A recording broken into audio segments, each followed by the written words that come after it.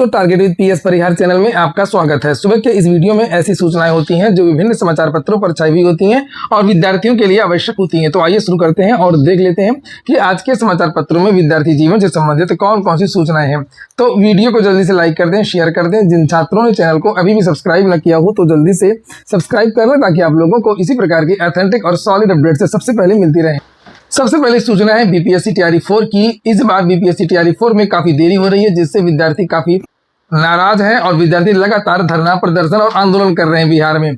यहाँ पर देख सकते हैं ये तस्वीर कल वायरल होती रही और आज भी ये वायरल हो रही है। वहीं पर शिक्षा मंत्री का बयान भी आया बिहार के इस तरीके का, हालांकि कई बार बयान आ चुका है। तैयारी 4 का नोटिफिकेशन जल्द तैयारी में जुट जाए छात्र, लिखा हुआ है। बीपीएससी की ओर से चौथे चरण की शिक्षक बहाली पर शिक्षा मंत्री मिथिलेश तिवारी का कहना है कि तैयारी 4 के नोटिफिकेशन जारी करने की मांग को लेकर के हो रहे प्रदर्शन में बाहरी लोगों का हाथ है। कुछ कोचिंग संचालक और राजनीतिक दल अभ्यर्थियों को भड़का रहे हैं। उन्होंने बेरोजगार युवाओं से अपील की है कि तैयारी 4 का नोटिफिकेशन जल्द जारी किया जाएगा, वे परीक्षा की तैयारी में जुट जाए। लेकिन खुद अधिकारियों ने प्रेस कॉन्फ्रेंस करके पॉडकास्ट के माध्यम से ये जानकारी दी थी कि इस भर्ती का नोटिफिकेशन अप्रैल में ही जारी हो जाएगा। अप्रैल निकल गया और मई भी समाप्त होने वाला है और अभी तक विज्ञापन जारी नहीं हुआ, तो विद्यार्थी तो आक्रोशित होंगे। बहुत सारे छात्रों की गिरफ्तारी भी हुई है, यहाँ पर आप लोग देख भी सकते हैं। ये देखिए लिखा हुआ है, पुलिस ने शिक्षक अभ्यर्थियों को पटना कॉलेज परिसर से बाहर निकलने ही नहीं दिया। छात्र नेता सौरभ शर्मा को सुबह 8:30 बजे ही घर से पुलिस ने हिरासत में ले लिया। अगली जो सूचना है वो उत्तर प्रदेश की। युवा मंच ने लगाया डीआईओएस कार्यालय पर भ्रष्टाचार का आरोप, डीएम को दिया पत्र, जांच की मांग। बात हो रही है आउटसोर्सिंग भर्ती की, जो बहुत सारे विद्यालयों में चल रही है। क्लर्कों की, बाबुओं की पूरी बात करूंगा, लेकिन सूचना है उन विद्यार्थियों के लिए जो विद्यार्थी यूपी टीईटी की तैयारी कर रहे हैं। उन सभी अभ्यर्थियों के लिए यूपी टीईटी के जो नोट्स हैं वो बनकर के तैयार हो गए हैं। Target with PS Parihar team की तरफ से नोट्स तैयार किए गए, जिन्हें आप लोग यहाँ पर देख सकते हैं। काफी अच्छे नोट्स हैं। जिस प्रकार के प्रश्न यूपी टीईटी में पूछे जाते हैं, जो पैटर्न है उसके हिसाब से नोट्स को तैयार किया गया है। ये देखिए आप लोग।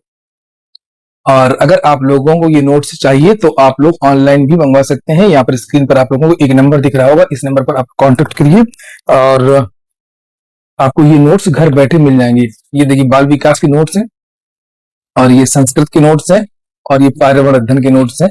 ये देखिए इस तरीके से पूरा वन लाइनर भी है और पूरा मटेरियल भी है, क्योंकि देखिए अब ऐसे केवल वन लाइनर से काम नहीं चलेगा। आपने देखा होगा शिक्षा सेवा चयन आयोग का पैटर्न, इसमें आप लोगों को थोड़ा सा विस्तृत पढ़ना पड़ेगा। लेकिन विस्तृत मतलब ये नहीं कि नोट्स बहुत भारी हो, बहुत ही छोटे छोटे नोट्स। ये देखिए आप लोग, ये देखिए, क्योंकि कम समय में आपको तैयारी करनी है, इस समय बहुत कम बचा हुआ है और उसी के हिसाब से इनको तैयार किया गया है। देखते हैं हम लोग इस सूचना को। लिखा है कि युवा मंच के प्रदेश अध्यक्ष एडवोकेट अनिल सिंह ने जिला विद्यालय निरीक्षक कार्यालय में कथित अनियमितताओं एवं भ्रष्टाचार को लेकर के गंभीर आरोप लगाए। उन्होंने जिलाधिकारी को कल पत्र लिखा है और कहा कि जिला विद्यालय निरीक्षक कार्यालय में आउटसोर्सिंग के माध्यम से चतुर्थ श्रेणी परिचारक, चौकीदार, सफाई कर्मी के पदों पर नियुक्ति के नाम पर बड़े स्तर से धन उगाही की जा रही है। जो संविदा की भर्तियां हो रही हैं, आउटसोर्सिंग की भर्तियां हो रही हैं। पहली बात तो यहाँ पर जो चर्चाएं हैं कि जो एजेंसी नियुक्त करती है वहां पर इनको पैसा देना पड़ता है। उसके बाद में जब नियुक्ति पत्र मिल जाता है तो जहां ज्वाइन करना होता है वहां पर भी पैसा देना होता है। और पैसा मिलता कितना इनको आप सभी को पता है। तो वही बात यहाँ पर लिखी है। शिकायत पत्र के अनुसार अभ्यर्थियों से नियुक्ति दिलाने के नाम पर 40 से 50 हजार रुपए तक की मांग की जा रही है। आरोप है कि पैसे देने वाले अभ्यर्थियों को तत्काल नियुक्ति पत्र दिया जा रहा है, जबकि आर्थिक रूप से कमजोर बेरोजगार युवाओं को कार्यालय के चक्कर लगाने पड़ रहे हैं। युवा मंच ने इस बेरोजगार युवाओं के साथ अन्याय बताते हुए पूरे मामले की निष्पक्ष जांच करने की मांग की है। युवा मंच के प्रदेश अध्यक्ष ने कहा कि यदि किसी भी बाहरी व्यक्ति अथवा बिचौलिए की संपत्ति की निष्पक्ष जांच कराई जाए तो पूरे प्रकरण का भंडाफोड़ हो सकता है।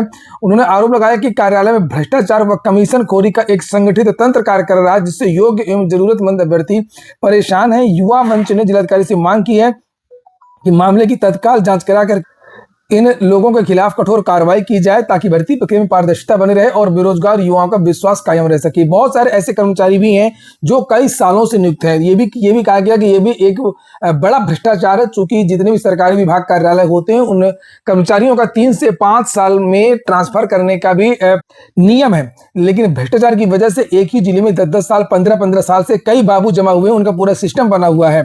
आप लोग भी इस वीडियो को ज्यादा से ज्यादा शेयर करते, ज्यादा से ज्यादा वायरल कर दें, ताकि ऐसे निकम्मे भ्रष्ट बाबुओं के खिलाफ कार्रवाई हो सके। अगली जो सूचना है वो है बीएड प्रवेश परीक्षा की। 72 जिलों में 31 तारीख को यह परीक्षा होगी और ये परीक्षा केवल 3 जिलों में नहीं होगी, श्रावस्ती, ललितपुर और हमीरपुर। बाकी जिलों में परीक्षा होगी। 31 तारीख को जीडीसी की भी परीक्षा, मैंने कल वीडियो भी बनाया था।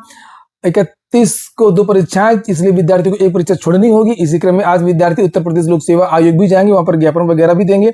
अगर आप लोग भी चाहते हैं कि दोनों में से एक परीक्षा स्थगित हो तो आप लोग भी आज उत्तर प्रदेश लोक सेवा आयोग जा सकते हैं। अगली सूचना है बिहार की। बिहार पुलिस रेडियो में एएसआई तकनीकी के रिक्त 22 पदों पर सीधी नियुक्ति के लिए अभ्यर्थी गुरुवार से आवेदन कर सकेंगे। 21 मई से लेकर के 21 जून तक आवेदन लिए जाएंगे। मान्यता प्राप्त पॉलिटेक्निक या आईटी या इलेक्ट्रॉनिक्स में अगर 50% अंकों के साथ में आपने डिप्लोमा किया हुआ है तो आप लोग आवेदन कर सकते हैं। आयु 21 से 37 होनी चाहिए। भर्ती को लेकर के सीएम योगी का भी एक बयान है। डाटा सेंटर क्लस्टर से 1.5 लाख लोगों को नौकरी मिलेगी। मुख्यमंत्री योगी आदित्यनाथ ने यूपी डाटा सेंटर क्लस्टर की समीक्षा करते हुए कहा कि यह परियोजना यूपी के एआई मिशन की बुनियादी संरचना तैयार करेगी। डाटा सेंटर क्लस्टर केवल एनसीआर क्षेत्र तक सीमित नहीं होनी चाहिए, बल्कि प्रदेश के अन्य हिस्सों को भी इससे जोड़ा जाए और इसकी शुरुआत बुंदेलखंड औद्योगिक विकास प्राधिकरण यानी बीडा क्षेत्र से की जा सकती है। यहाँ बड़े पैमाने पर भूमि उपलब्ध है। टाटा समूह सहित बड़ी टेक कंपनियों से संवाद स्थापित करके लखनऊ को एआईसीटी के रूप में विकसित करने की दिशा में कार्य किया जाए। इससे 2040 तक 5 लाख करोड़ डॉलर की अर्थव्यवस्था और 1.5 लाख से अधिक प्रत्यक्ष रोजगार और 5 गीगावाट एआई कंप्यूट कॉरिडोर विकसित करने का लक्ष्य रखा गया है। सही बात है, रोजगार केवल एक ही क्षेत्र में नहीं मिल पाएगा। केवल सरकारी जो भर्तियां हैं, सरकारी जो विभाग हैं, उसमें तो बहुत ही लिमिट के अंदर रोजगार दिया जा सकता है। बाकी क्षेत्रों में भी देखना होगा, तभी सबको रोजगार मिल सकेगा। 24 मई को यूपीएससी की परीक्षा, उसको लेकर के भी जानकारी दी गई है, जिसे आप लोग यहाँ पर देख सकते हैं। उसकी तैयारियां चल रही हैं, कोई खास बात इसमें नहीं लिखी गई है।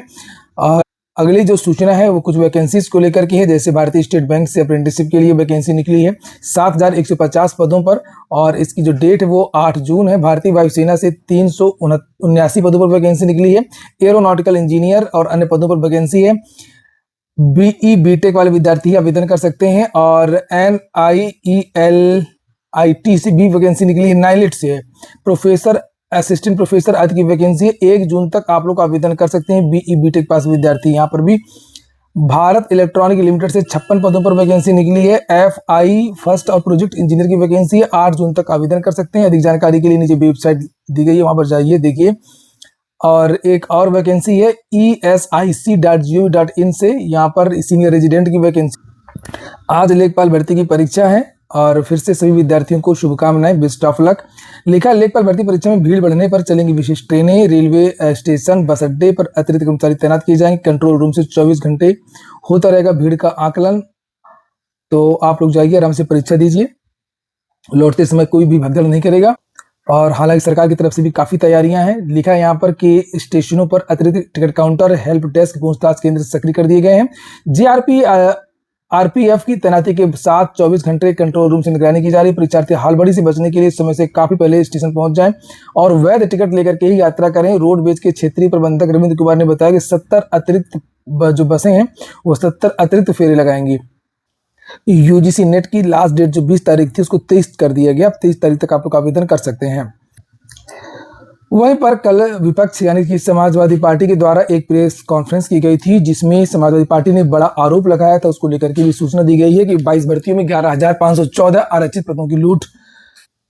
इसका जवाब भी भाजपा के द्वारा दिया गया, उसको भी देखेंगे। लिखा है कि सपा अध्यक्ष अखिलेश यादव ने बुधवार को भाजपा सरकार पर गंभीर आरोप लगाते हुए 22 भर्तियों में 11,514 से अधिक आरक्षित पदों की लूट हुई है। उन्होंने पीडीए ऑडिट अंक 1 जारी किया, एक बुकलेट। कहा कि यह पत्रिका 1 सप्ताह में गांव-गांव में पहुंचाई जाएगी ताकि मतदाताओं को संविधान में मिले आरक्षण अधिकारों के कथित उल्लंघन की जानकारी मिल सके।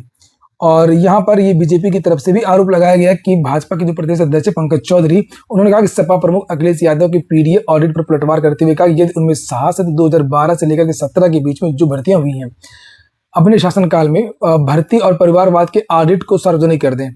और उन्होंने आरोप लगाया कि उस समय भर्तियों पर पक्षपात हुआ था और युवाओं के अधिकार प्रभावित हुए थे। जाति जनगणना को लेकर के अखिलेश यादव के बयान पर उन्होंने कहा कि यह संवैधानिक समझ की कमी दिखाता है। विपक्ष जनता के मुद्दों से दूर है।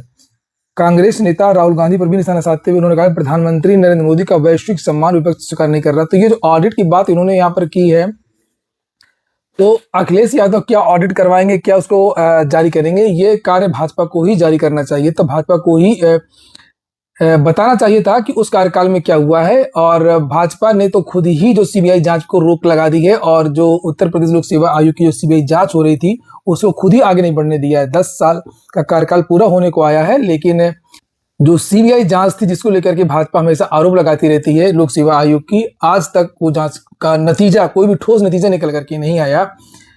ये हो गया आज का वीडियो आपको अच्छा लगा हो कि काम का हो तो लाइक बस कर दें। जिन छात्रों ने चैनल को सब्सक्राइब ना किया हो, सब्सक्राइब कर लें। पूरा वीडियो सुनने के लिए बहुत बहुत धन्यवाद।